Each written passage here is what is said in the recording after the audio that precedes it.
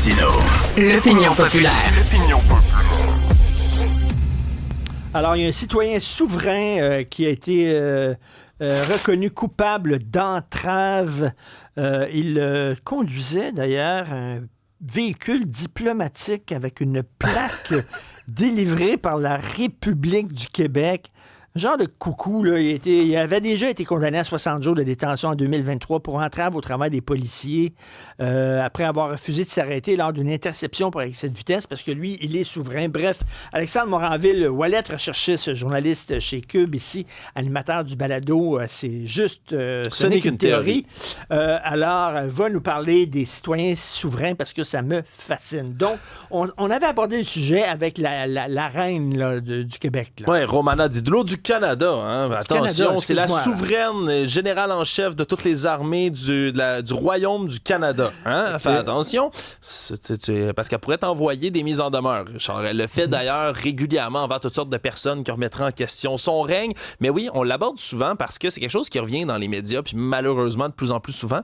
C'est une mouvance complotiste qui s'est répandue un peu partout sur la planète. Ça affecte toutes sortes de pays, mais... C'est comme les libertariens super craqués. Oui, ça tire son origine, là, on pense que c'est là, aux alentours des années 30 aux États-Unis. Parce que à partir de la crise de 1929, en 1933, on arrête d'utiliser l'étalon or. Tu sais, aux États-Unis, on utilisait l'étalon or pour baser notre monnaie. Et à partir de là, on se rend compte que l'or, c'est cher. On arrête d'adosser ça à tout ça. On passe à un système financier qui est plus moderne, adossé aux banques. Or, pour les sovereign citizens, les citoyens souverains, le premier mouvement qui tire son origine des États-Unis, ben ça, c'était la preuve que les États-Unis, à partir de ce moment-là, venaient de concéder leur statut de pays. Ils venaient de vendre ça comme aux banques en hypothèque leurs citoyens. En disant, nous, maintenant, on n'est plus un pays, on est une entreprise privée. Et jusqu'à ce jour, c'est ce que croient les gens qui soient au Québec, qui soient aux États-Unis, qui soient en France, beaucoup aussi, continuent de croire que leur pays, dans le fond, c'est pas un pays, c'est une compagnie, c'est une entreprise privée. Alors toi et moi, Richard, on serait pas en ce moment des citoyens, on serait des employés de la Corporation du Canada, par exemple. Fait que là, donc, eux autres, ils disent, donc, mon pays n'a plus le droit de me dire quoi faire, puis tout ça, parce que c'est une entreprise. Dans leur tête, exactement, Richard, eux vont penser que s'ils utilisent certains mots-clés, ils peuvent échapper à la justice. Et là, dans le cas qui intéressait M. Amoury-Lapointe, c'est ce citoyen souverain ici, il a été interpellé pendant un contrôle de routine de voiture. Puis ça, c'est souvent ce qui arrive du côté des citoyens souverains. C'est là qu'ils confrontent les policiers. On n'a pas de vidéo de tout ça, mais Richard, je me suis dit, Guitin, on veut pas le savoir, on veut le voir.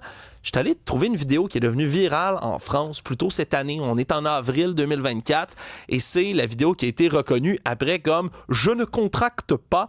Et c'est des Français, un couple de Français citoyens souverains qui sont là, qui sont interpellés justement pour un contrôle routier. Je t'invite justement à entendre le langage qu'ils utilisent parce que c'est le même ici, c'est le même aux États-Unis quand ils parlent de la fameuse entreprise au lieu d'un pays.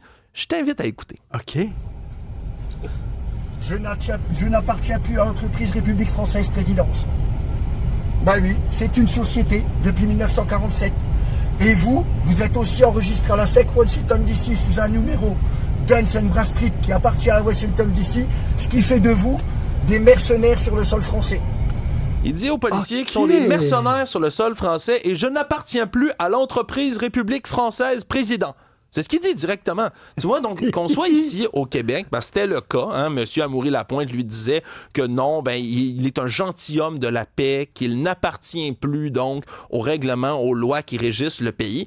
Mais ça, ces mots-là, c'est comme un sésame. Genre, dans l'esprit de ces gens-là, on pense que si on utilise un certain langage codé et qu'on connaît assez, je demande gros guillemets, connaissance de la loi, en répétant ad nauseam ces termes-là, ça va comme leur permettre d'échapper à la justice. Mais ça va jusqu'où? C'est-à-dire, par exemple, je sais pas, les stops au coin des rues, ça, non, j'ai pas besoin d'arrêter un stop parce que je suis un citoyen souverain, puis bon. C'est à la carte un peu, Richard. C'est ça qui est drôle, c'est que dépendamment de la croyance de tout un chacun, on peut se dire, ça, je consens cette loi-là, mais celle-là, on m'a pas demandé mon avis, fait que celle-là, je l'appliquerai pas.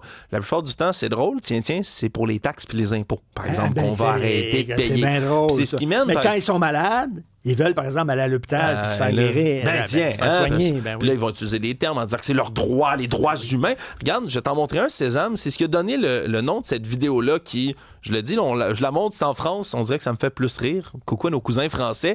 Mais il répète encore et toujours le terme « je ne contracte pas » en disant que lui n'adhère pas au contrat de l'entreprise française. Parce que c'est pas un gouvernement, c'est une entreprise, Richard. On va vous demander de soumettre aux vérifications d'alcoolémie.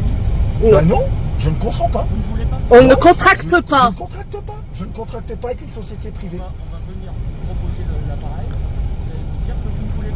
Qu'on ne contracte pas. On ne contracte C'est Il pas la répète. même chose. C'est quoi pas si la on ne même chose. contracte pas? Ben, c'est parce que la France, selon eux, c'est une entreprise, Richard. Donc, C'est une entreprise privée. j'ai pas signé le Ils contrat. n'ont pas signé le contrat. Ils pensent que tous les citoyens, comme toi et moi, là, dans le fond, on a bu le Kool-Aid, on a décidé de signer le contrat. On est des employés de cette place-là, le Canada. Mais eux souscrivent pas à ça. Et tu vois, en France, ils vont dire la même chose. Mais c'est ce qui fait que dans le cas ici, si on vient au Québec, d'Amaury-Lapointe, ben c'est exactement ce qu'il a essayé de faire. Il n'arrêtait pas de dire que lui ne souscrit pas à tout ça, que la SAQ a un monopole commercial illégal, entre autres. Je parle de la Société d'assurance automobile du Québec.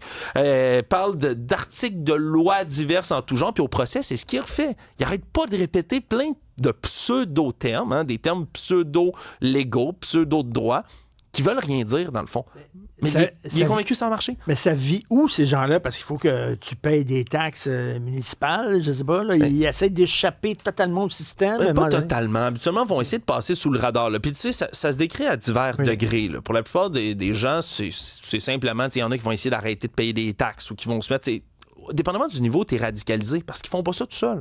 Ils vont rencontrer des gens en ligne, ils vont être sur des forums, ils vont discuter ensemble puis se frustrer, puis se communiquer ces informations-là, puis s'alimenter entre eux. C'est pas pour rien. On en a vu plusieurs dans les dernières années au Québec. Oui, la reine du Québec, du Canada, plutôt Romana Didulo.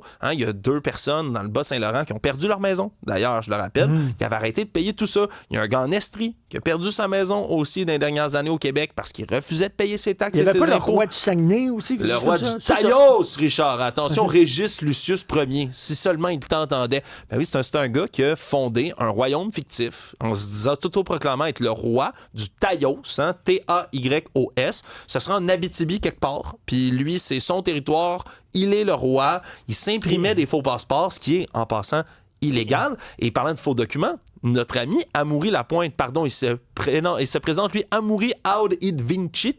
On peut peut-être voir sa belle carte qu'il a présentée, entre autres, aux policiers, parce qu'il se prétend être une espèce de Marshal des Nations Unies. Regarde ça, Richard. Okay. Pour ceux qui nous suivent en visuel, là, c'est une espèce de Photoshop étrange de lui qui a un béret bleu avec un fond des Nations Unies, en parlant qu'il est assermenté comme agent de la paix à l'Office des Nations Unies, shérif constitutionnel Québec. C'est du délire, Richard, mais ça a des impacts réels. Il y a des gens qui perdent leur maison au travers de ça. Et quand il y a des arrestations, pour la plupart du temps, comme on a vu l'interpellation, je t'invite, Richard, on va se gâter. Comment ça finit quand les policiers sont écœurés d'entendre des gens répéter ad nauseam on retourne nos Français? On retourne voir nos Français. Ah ouais, donc. Vous? Non! Non! Non! Vous n'avez pas le droit! Vous n'avez pas le droit!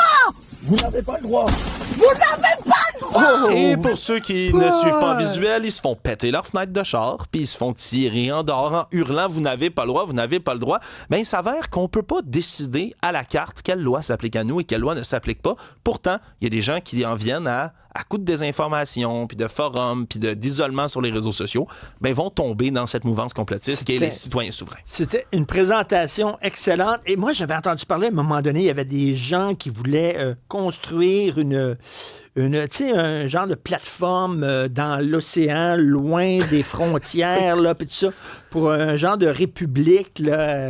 Il y a toujours des projets, il y a toujours des gens insatisfaits avec la société, puis je les comprends. Vous n'êtes pas tout seul à être insatisfait, mais c'est parce que on peut pas juste décider d'opter en dehors de notre société. Vous pouvez déménager dans un autre pays, vous pouvez trouver un endroit où les législations vous conviennent peut-être mieux. Mais c'est que des fois, Richard, comme je l'ai dit, il y a des conséquences dramatiques. Puis il faut pas oublier, au-delà de nos cousins français qui sont très rigolos dans cette vidéo-là, qui a eu au-dessus de 2 millions de visionnements quand même, là, en France, c'était devenu viral, ben il y a des cas qui peuvent être plus dramatiques. Je rappelle qu'il y a 2 ans à peu près, en Allemagne, on a déjoué une tentative de coup d'État du Reichsbürger, les citoyens du Reich, qui, eux, avaient commencé à s'armer. C'est des citoyens souverains. Ils possédaient des armes. Il y avait beaucoup d'anciens militaires et paramilitaires de l'armée de l'Allemagne et comptaient faire un coup d'État en disant c'est une compagnie puis on va la sacrer à terre. Des fois, ça peut virer dangereux. C'est toujours un plaisir de te recevoir, Alexandre de Moranville-Ouellette. Puis la prochaine fois, si je me fais arrêter là, pour je sais pas, avec cette vitesse, je ne contracte pas. Voilà. C'est ça que je vais dire. OK, merci beaucoup. Salut.